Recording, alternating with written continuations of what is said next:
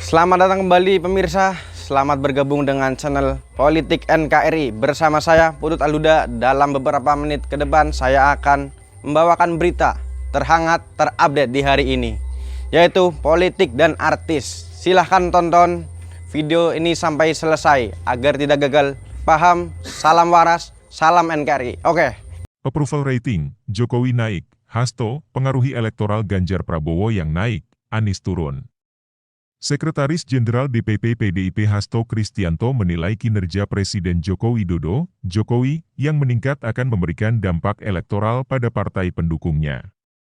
Sebagai contoh, elektabilitas bakal calon presiden yang berasal dari partai politik pendukung Jokowi yang mengalami kenaikan. Mengapa elektoral Mbak Puan, Pak Ganjar, Pak Prabowo mengalami tren kenaikan? Karena approval rating dari Presiden Jokowi mengalami kenaikan, kata Hasto dalam rilis survei Indikator Politik Indonesia yang ditayangkan dalam akun YouTube, Rabu, 4 Januari 2023.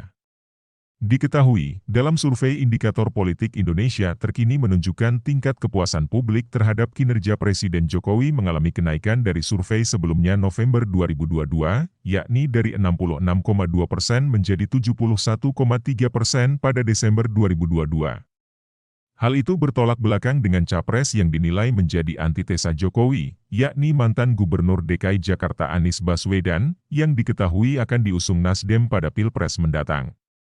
Dalam survei indikator politik terkini menunjukkan elektabilitas Ganjar dan Prabowo mengalami kenaikan seiring peningkatan kepuasan publik terhadap kinerja Presiden.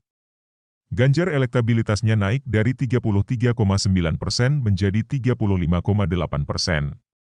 Sementara Prabowo naik dari 23,9% menjadi 26,7%. Adapun elektabilitas Anies diketahui turun dari 32,2% menjadi 28,3%. Pak Anies Baswedan mengalami penurunan itu juga membuktikan bahwa masyarakat menilai Pak Anies Baswedan merupakan antitesa dari Presiden Jokowi. Sehingga ketika Pak Jokowi naik, Anies mengalami penurunan, jelas Hasto.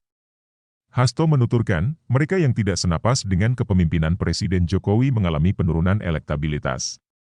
Sebagai informasi, survei Indikator Politik Indonesia ini dilakukan 1 hingga 6 Desember 2022.